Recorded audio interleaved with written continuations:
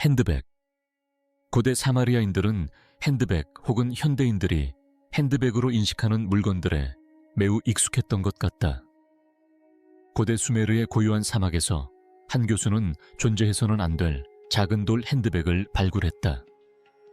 그 안에는 역사보다 더 오래된 상징과 질문들이 담겨 있었다. 조용한 발견으로 시작된 이 사건은 곧 과학자들을 뒤흔들었습니다.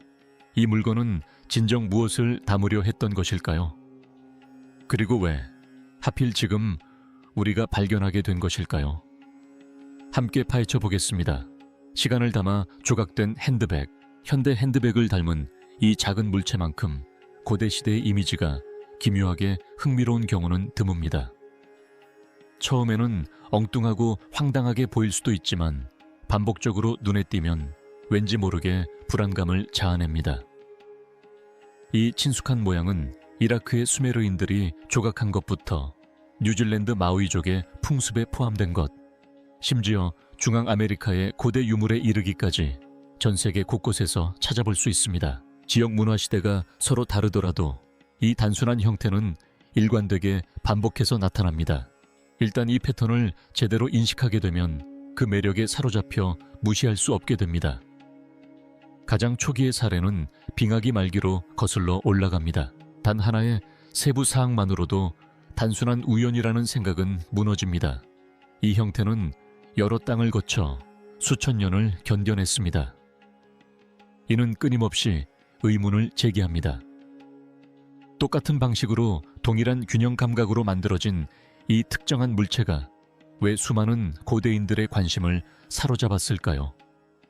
이 질문은 고대 도시 우르크 인근 이라크 사막의 자결하는 열기 속에서 더 이상 멀고 추상적인 것이 아니었습니다.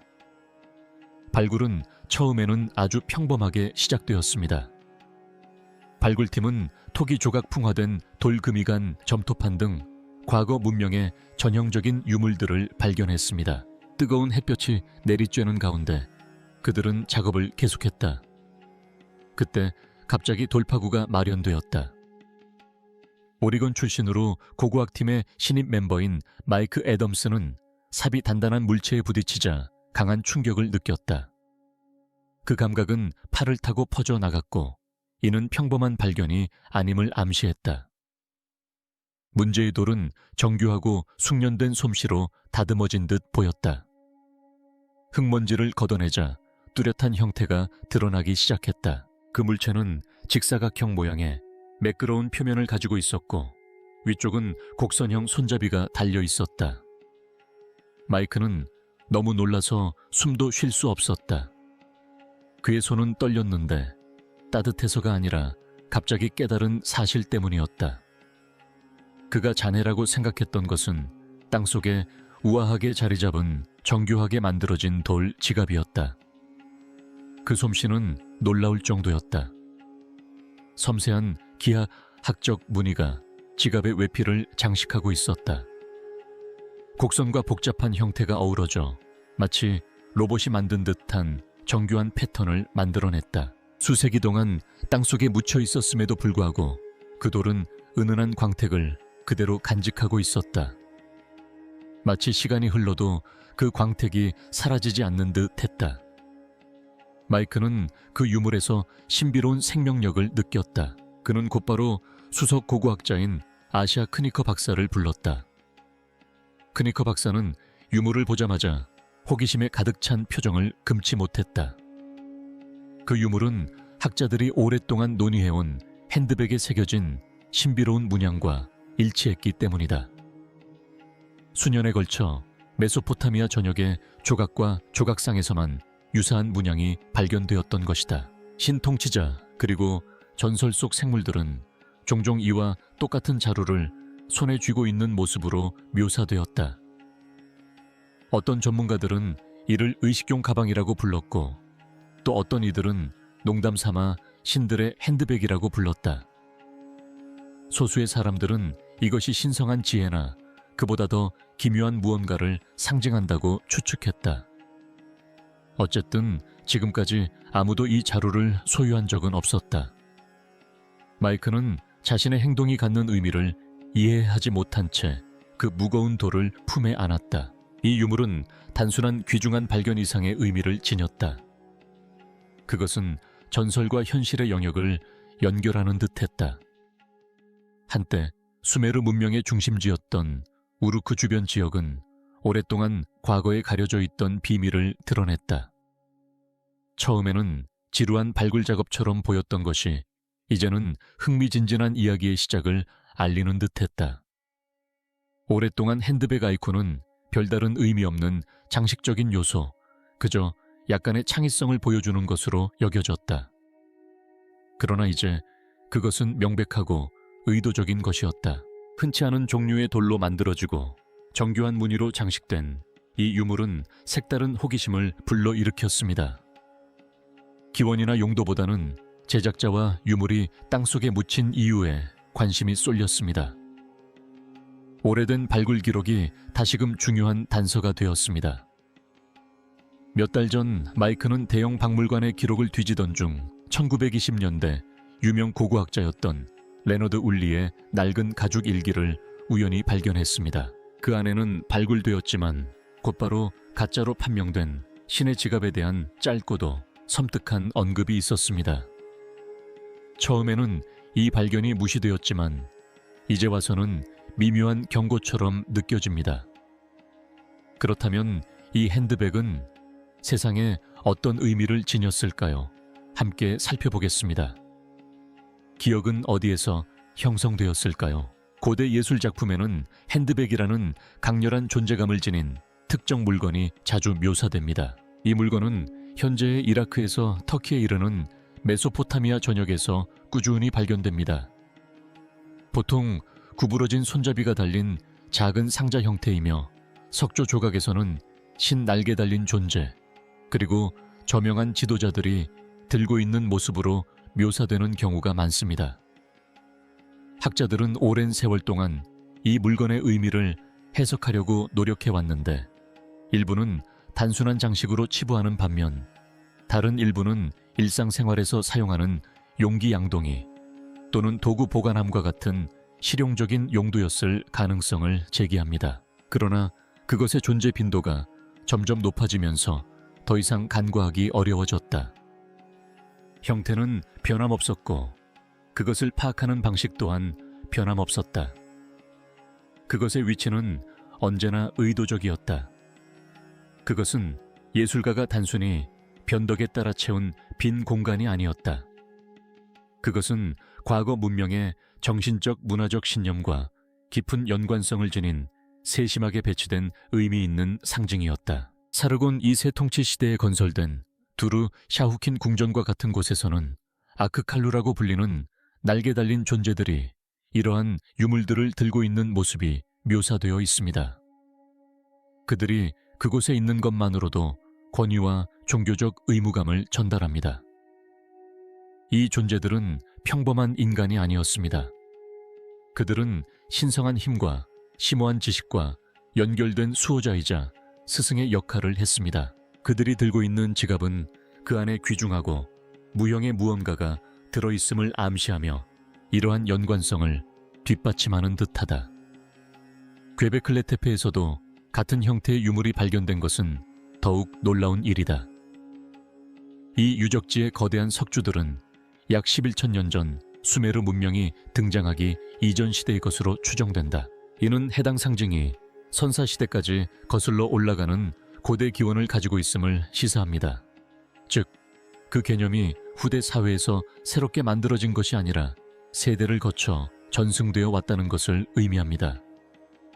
그 상징은 미적인 매력 때문이 아니라 그 의미 때문에 오랫동안 지속되어 온 것입니다. 신아시리아 건축에서는 라마수 조각상과 같은 위풍당당한 형상을 통해 영원불멸이라는 개념이 지속적으로 나타납니다. 인간과 동물의 특징을 모두 지닌 이 신화 속 존재는 궁궐문의 수호자로 배치되었습니다. 현재까지 다양한 유적지에서 100점이 넘는 라마수 조각상이 발굴되었습니다. 1800년대에 발굴된 이후로 그 웅장함과 의미는 관찰자들을 매료시켜 왔습니다. 수세기가 흘렀음에도 불구하고 그 영향은 아르데코와 같은 현대 스타일에서도 찾아볼 수 있습니다. 다양한 시대와 문화를 넘나들며 핸드백이라는 모티프는 꾸준히 이어져 왔습니다. 시간이 흘러도 변치 않는 이 상징은 보존할 가치가 있는 중요한 개념을 담고 있음을 시사합니다. 초기에는 성수나 재물을 담는 의식용 용기로 여겨졌습니다. 이러한 해석은 널리 받아들여졌고 당시에는 큰 문제가 되지 않았습니다. 그러나 소수의 학자들은 핸드백에 다른 의미를 부여했습니다. 그들은 핸드백이 단순히 액체를 담는 용기가 아니라 지혜를 담는 용기를 상징한다고 주장했습니다. 그들의 관점에서 핸드백은 미래 세대를 위해 지식을 보존하기 위해 만들어진 그릇이었습니다. 예술성 의미 그리고 의도가 결합되어 오늘날까지 이어지는 형태를 갖게 된 것입니다. 마이크 애덤스의 발견은 논쟁의 판도를 완전히 바꿔놓았습니다. 핸드백은 더 이상 단순한 추측이나 예술적 표현에 그치지 않고 무게와 실체를 지닌 물리적 세계의 실체로 인식되었습니다. 이전에는 상징적인 의미로 치부되었던 핸드백은 이제 철저한 조사가 필요한 대상이 되었습니다. 관심은 핸드백의 의미를 해석하는 것에서 그 목적을 이해하는 것으로 옮겨갔습니다. 옛 이야기에서 핸드백을 든 인물은 종종 교육자로 묘사되었습니다. 이들은 농업통신수 법률 원리를 사회에 도입했습니다. 숭배를 갈구하는 멀리 떨어진 신이 아니라 지혜를 전수하는 멘토였습니다. 이러한 관점에서 핸드백은 존경받는 책임을 상징합니다. 32,044 문화의 핵심을 지키는 그릇인 것입니다. 정보는 무형적이거나 이론적인 것이 아니었습니다. 보호되고 존중받으며 신중하게 다루어졌습니다. 수십 년간의 방치는 이러한 개념에 의해 뒤집혔고 더 심층적인 조사로 이어졌습니다. 의심과 호기심이 충돌하며 새로운 연구의 물결을 일으켰습니다. 다양한 분야의 전문가들이 이 프로젝트에 협력했습니다. 재료수학 언어 전문가들이 유물을 세심하게 분석했습니다. 초기 분석 결과 이 유물은 고대 메소포타미아 예술가들이 선호했던 섭로감이나 이와 유사한 단단한 화산암으로 조각되었을 가능성이 제기되었습니다. 그러나 추가 분석을 통해 이러한 가정에 의문이 제기되었습니다. 모바일 스캐닝 기술을 통해 해당 지역에서는 찾아볼 수 없는 독특한 성분의 석재가 검출된 것입니다. 이산화규소와 함께 해당 지역 지질에서 흔히 발견되지 않는 미량 원소들도 존재했다. 이는 돌이 출처를 알 수 없는 곳에서 왔거나 의도적으로 변형되었을 가능성을 제기했다. 두 가지 가능성 모두 불안감을 조성했다. 전문가들이 돌에 새겨진 조각들을 조사하면서 수수께끼는 더욱 깊어졌다. 기하학적 문양은 황금 비율을 따르는 나선형과 형태와 대칭에 대한 높은 수준의 숙련도를 보여주는 테셀레이션 등 정교하고 의도적인 것으로 드러났다. 이러한 조각들은 단순히 장식적인 것이 아니었다.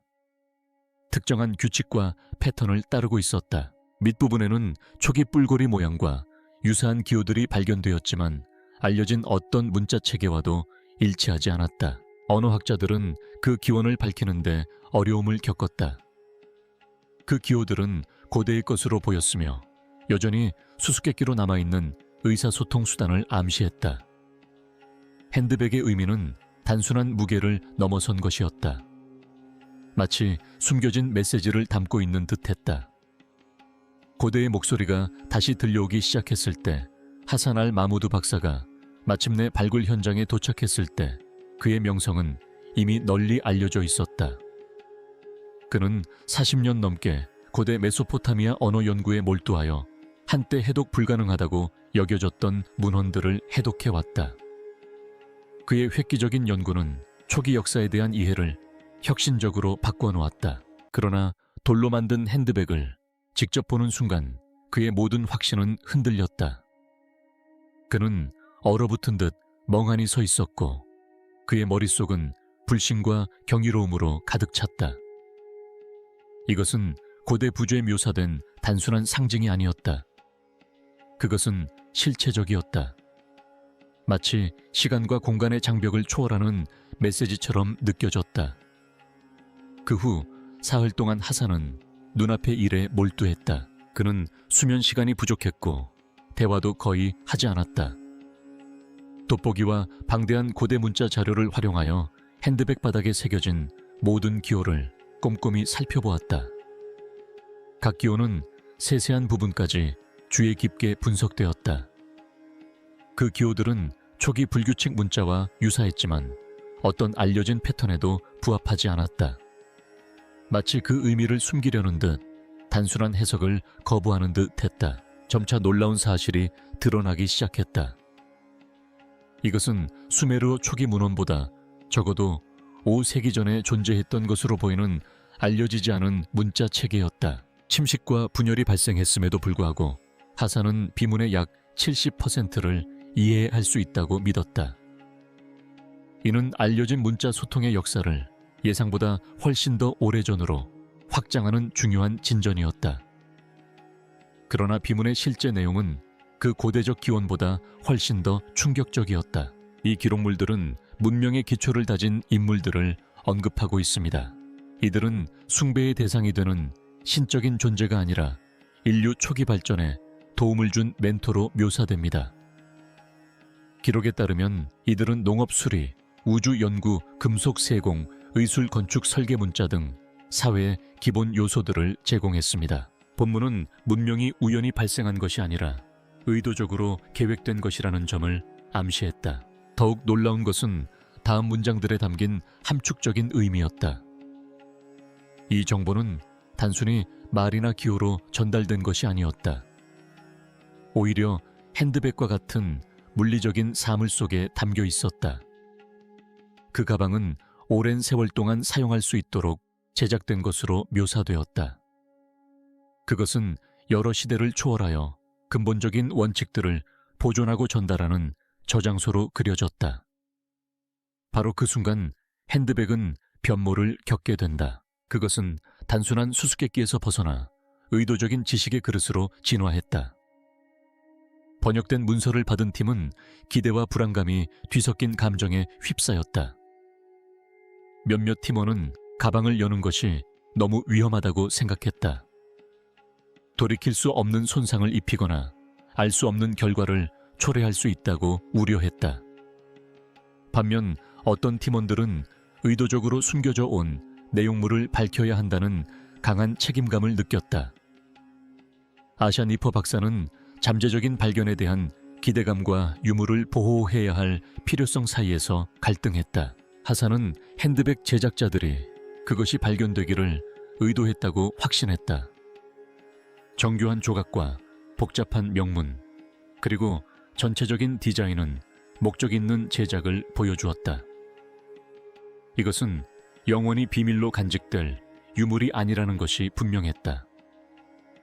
오히려 그 메시지를 해석할 준비가 된 미래 세대가 해독하고 발견하고 이해할 수 있도록 의도된 것이었다. 이러한 깨달음은 핸드백에 대한 그의 관점을 완전히 바꾸어 놓았다. 그것은 더 이상 단순한 과거의 유물이 아니라 현 시대를 향해 말을 건네는 시간을 담은 봉인된 용기로 여겨졌다. 수많은 질문이 떠올랐다. 이 교육자들은 도대체 누구였을까? 그들의 지식은 어느 정도까지 발전했을까? 그들의 지혜는 어떻게 문명의 흥망성쇠를 거쳐 살아남았을까? 이제 대부분의 글이 해독되었으니 이제 남은 과제는 핸드백을 실제로 여는 것이었다. 그 과제는 엄청난 난관이었다. 하나의 통돌 덩어리로 만들어진 이 물건은 속이 비어 있었지만 완전히 닫혀 있었다. 경첩이나 이음사에 또는 열 수 있는 뚜렷한 통로는 보이지 않았다. 표면의 무늬는 장식이라기보다는 어떤 기능을 하는 듯했다. 재료 전문가인 다나카 유키 박사가 이 프로젝트를 이끌었다. 그녀의 팀은 영상기술, 레이저 매핑, 그리고 정교한 모델링 기법을 활용하여 손잡이와 몸체 곳곳에 있는 일련의 압력 지점을 찾아냈다. 이 지점들이 모여 특정한 패턴을 형성하고 있었고, 이 패턴은 봉긴을 해제하는 데 필요한 것이었다.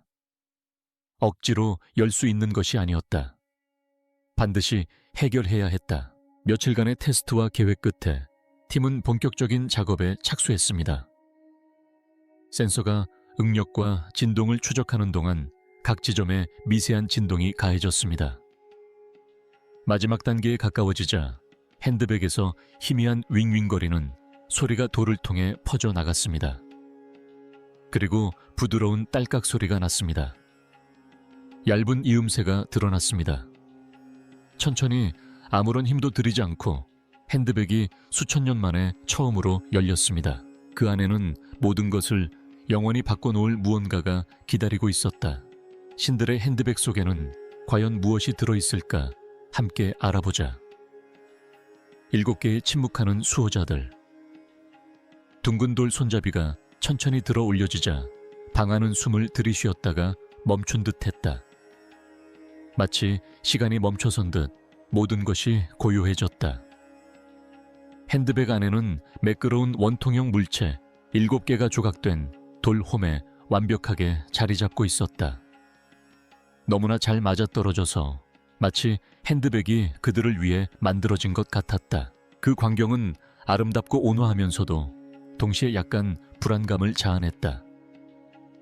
팀원들은 눈앞에 펼쳐진 광경에 놀라 얼어붙은 듯 서 있었다. 투명하고 은은하게 빛나는 원통들은 희미한 반짝임을 발산했다. 빛이 통과할 때마다 부드러운 색깔들이 변하며 춤을 추는 듯 했다. 마치 석영처럼 보였지만 뭔가 다른 느낌이 들었다. 자연적인 것이 아니었다. 인공적인 느낌이 강했다. 각 원통에는 작은 기호들이 새겨져 있었다. 곡물별 다양한 모양, 식물 도구 건물, 그리고 가느다란 글씨들이 있었다. 모든 표시는 의도적인 듯 보였고 마치 아무것도 우연히 놓인 것이 아닌 것처럼 느껴졌다. 첫 번째 스캔부터 이 물체들이 평범하지 않다는 것이 분명해졌다. 비록 고대의 것이었지만 꾸준한 에너지 신호를 방출하고 있었다. 이 발견은 곧바로 박사의 관심을 끌었다. 유키 타나카. 그녀의 측정 장비는 그녀를 잠시 멈칫하게 만들었다. 그 물질은 유기물도 아니고 순수한 광물도 아니었다. 유물이라기보다는 장치에 더 가까운 것처럼 보였다.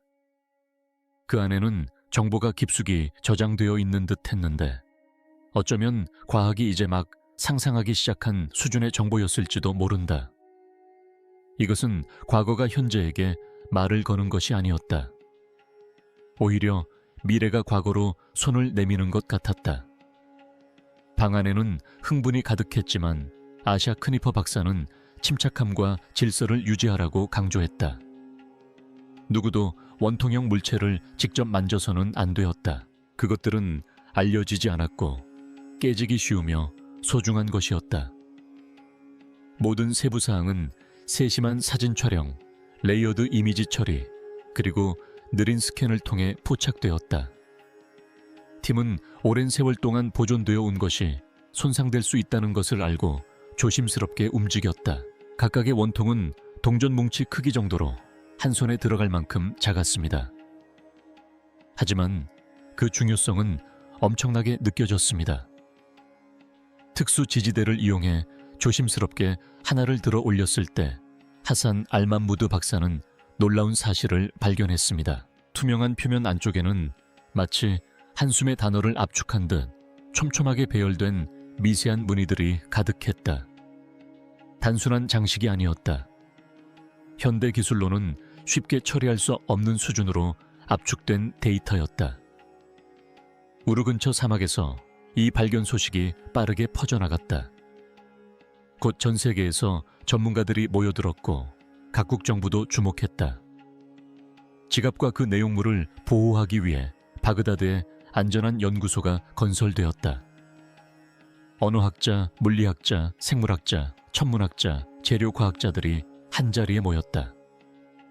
그들은 모두 경외감에 휩싸였다. 아무도 예상치 못한 방식으로 지식이 보존된 것이다.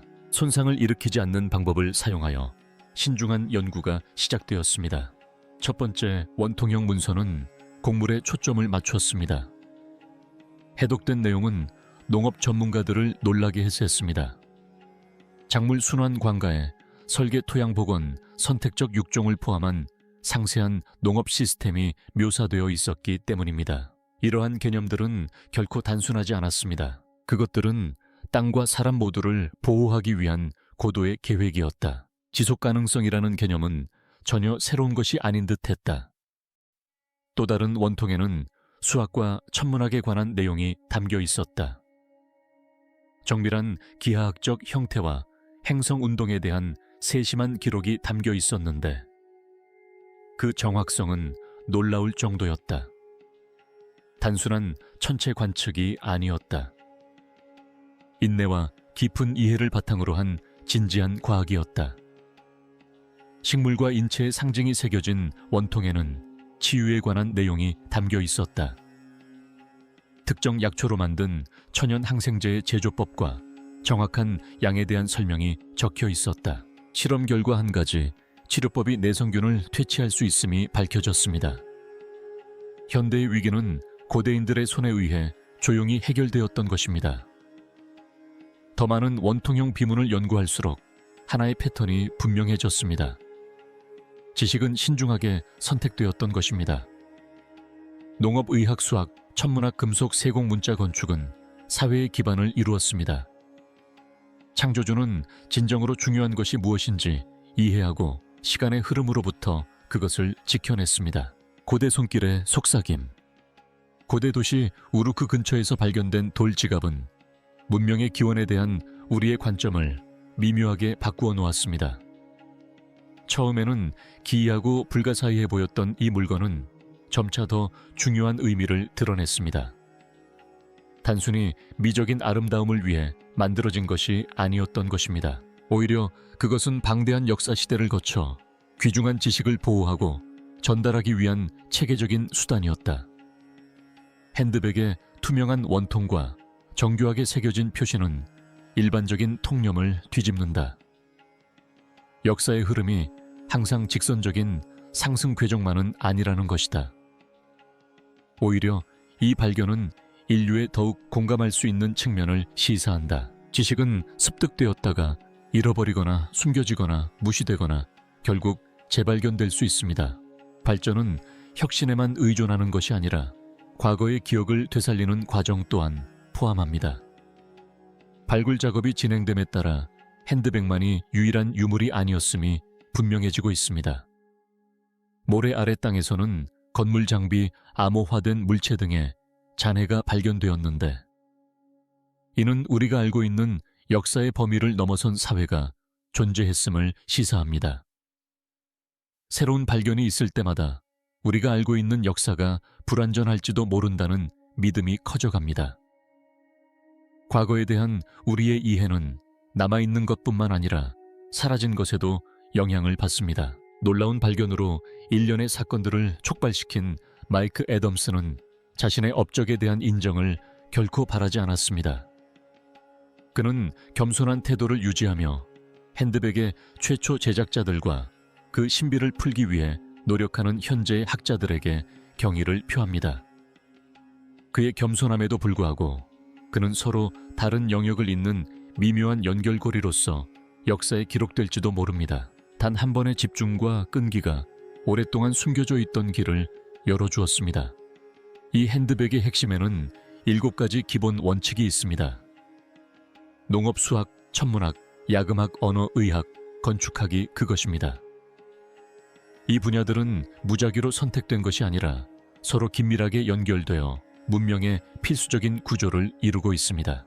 이러한 원칙들은 단순한 조각이나 제안이 아니라 신중하게 선택하고 유지해온 견고한 토대입니다. 연구자들은 이러한 행위 뒤에 숨겨진 의도에 여전히 놀라움을 금치 못하고 있습니다. 그 지식은 의도적으로 감춰진 것이지 우연히 사라진 것이 아닙니다. 그 핸드백은 전쟁, 기후변화, 그리고 시간의 흐름에도 견딜 수 있도록 제작되었습니다. 새로운 연구 결과가 나올수록 이러한 질문들은 더욱 심오해집니다. 이러한 지식을 습득할 능력을 가진 사람들은 누구였을까요? 그들의 문명은 어떻게 되었을까요? 아직 발굴되지 않은 유사한 메시지는 얼마나 더 땅속에 묻혀 있을까요? 문명은 어디에서 시작되었을까요? 이 메시지의 의미를 이해하기 위해서는 그 기원을 되짚어보는 것이 필수적입니다. 현대적인 경계가 설정되거나 기록된 사건이 발생하기 이전 인류 사회의 뿌리는 유프라테스 강과 티그리스 강 사이에 위치한 비옥한 지역에 자리 잡았습니다. 이 지역은 훗날 수메르로 알려지게 되었습니다. 바로 이곳에서 인류는 처음으로 체계적인 사회생활을 향해 나아가기 시작했습니다. 오늘날 세계 곳곳에 영향을 미치는 수많은 건축물과 관습들이 이 지역에서 기원했습니다. 고대 수메르에서는 도시라는 개념이 처음으로 도입되었고, 종교는 체계화되고 공식화되었으며 법률이 제정되고 시행되었습니다. 구전 전통은 문자 문학 작품으로 발전했고, 도로와 교통망 같은 사회 기반 시설이 발달했습니다. 웅장한 건축물들이 풍경 속에 모습을 드러냈습니다. 문명이라는 개념은 일상생활의 일부로 자리 잡았습니다. 수메르 문화는 이 000년 이상 메소포타미아에서 지배적인 영향력을 행사하며 번성했습니다. 이라크 남부의 도시 국가들은 번영과 쇠퇴의 시기를 겪었습니다. 지구라트는 각 도시의 스카이라인을 압도했습니다. 상업적 교류는 멀리 떨어진 지역들을 연결했고, 서사시는 공동 공간에서 낭송되었습니다. 부유한 사람들은 금과 청금석 장신구로 자신을 치장했습니다. 시간이 흐르면서 도시들 사이에서 지도권이 바뀌기도 했습니다. 수메르는 기원전 3000년 후반에 번성했습니다. 그러나 시간이 지나면서 정복 문화 혼합 그리고 세월의 흐름은 수메르의 쇠퇴를 가져왔습니다. 그들의 업적은 결국 잊혀지고 모래 속에 묻혔다가 19세기와 20세기에 고고학자들에 의해 발굴되었습니다. 초기 발굴 조사는 세계를 놀라게 했는데, 그 결과는 원시적인 사회가 아니라 오히려 정교하고 체계적이며 영향력이 큰 사회였음을 보여주었기 때문입니다. 수메르에서 시작된 개념들은 문명의 멸망과 함께 사라지지 않았습니다. 오히려 아디아 바빌로니아, 아시리아 문화에 영향을 미쳤습니다. 이들 후대 사회는 수메르의 사상을 발전시켜 고대 근동에 지속적인 영향을 미쳤습니다. 수메르는 단순히 시작을 알리는 것이 아니라 미래 문명의 토대를 마련한 도시이기도 합니다. 메소포타미아 범람원에는 기원전 6000년경에 최초의 사람들이 거주하기 시작했습니다. 이 정착민들은 단순히 목적 없이 떠돌아다닌 것이 아니라 혁신적인 정신으로 유명했습니다. 그들은 관계 수로를 건설하여 변덕스러운 강줄기를 효과적으로 통제할 수 있었고, 이전에는 메말랐던 땅을 비옥한 농지로 바꾸었습니다. 성공적인 농업 관행으로 풍작이 이루어지면서 인교 생산물이 발생했고, 이는 무역을 촉발했습니다. 이러한 상품 교환은 작은 정착지들을 번화한 마을로 발전시켰습니다. 이 마을들은 점차 번성하여 문화 경제 영향력의 중심지가 된 도시로 발전했습니다. 기원전 4000년 중반경 수메르는 공통 언어와 신앙으로 연결된 여러 도시 국가들의 집합체로 진화했습니다. 아리두 우르크 우르, 라고스 네프르, 키시, 라르사 우마 아답과 같은 주요 도시들은 상당한 영향력을 행사했습니다. 이러한 도시들의 지도력은 영구적이지 않았으며, 시간이 흐르면서 권력은 여러 도시로 옮겨 다녔습니다. 각 도시는 번영기와 쇠퇴기를 반복하다가 새로운 지배도시가 등장하는 양상을 보였습니다. 고대 성경 문헌에는 이러한 도시들의 흔적이 남아있는데, 이는 수메르인들이 후대의 풍습에 광범위한 영향을 미쳤음을 보여줍니다. 각 도시 국가는 왕에 의해 통치되었으며, 수메르 왕 목록에는 많은 왕들의 이름이 기록되어 있습니다. 이 놀라운 기록은 메소포타미아 전역의 다양한 점토판에서 발견되며 통치자, 도시 통치 기간 등을 상세히 기록하고 있습니다. 초기 왕들 중 일부는 비현실적으로 긴 기간 동안 통치한 것으로 여겨지는 반면 후대의 왕들은 보다 합리적인 기간 동안 통치했습니다. 신화와 역사의 융합은 고대 사회가 시간과 진실을 어떻게 인식했는지, 그리고 전설과 사실이 어떻게 조화롭게 공존했는지를 보여줍니다. 에릭이라고도 불렸던 고대 도시 우르크는 위대한 도시국가로 명성을 떨쳤습니다. 전설에 따르면 기원전 5000년 중반경에 메우카르 왕이 이 도시를 건설했다고 합니다. 우르크는 약 4만 명의 주민이 거주하는 번성한 대도시였습니다. 우르크의 번영은 혁신적인 건축 프로젝트와 수익성 높은 상업 활동을 가능하게 했습니다. 우르크의 중심에는 아누신에게 바쳐진 웅장한 지구라트가 자리 잡고 있었습니다. 위풍당당한 백색 신전을 자랑하는 이 상징적인 건축물은 이집트의 유명한 피라미드가 건설되기 훨씬 이전부터 주변 경관을 압도했습니다. 1900년대에 이루어진 탐사를 통해 우르크의 진정한 번영의 규모가 드러났습니다. 연구자들은 금, 은, 구리 등 다양한 재료로 만든 정교한 금속 세공 기술을 발견했습니다. 웅장한 사원과 요새화된 성벽과 같은 인상적인 건축물들도 발굴되었습니다. 수많은 점토판에는 상업 법률 종교의식 등 사회의 다양한 측면이 기록되어 있었습니다. 이러한 발견은 수메르의 다른 지역에서도 유사하게 나타났습니다. 라가슈의 복잡한 관계 시스템은 정교한 계획성을 보여주었습니다. 레너드 울리의 발굴에서는 달의 여신 나나를 기리기 위해 지어진 웅장한 지구라트가 발견되었습니다. 지구라트 근처에서 왕족 묘지가 발견되자 전 세계는 경탄을 금치 못했다. 무덤에서 발견된 보물 중에는 왕관 정교하게 디자인된 목걸이 악기, 그리고 전쟁과 평화를 묘사한 섬세한 모자이크로 장식된 유명한 깃발 등이 있었습니다.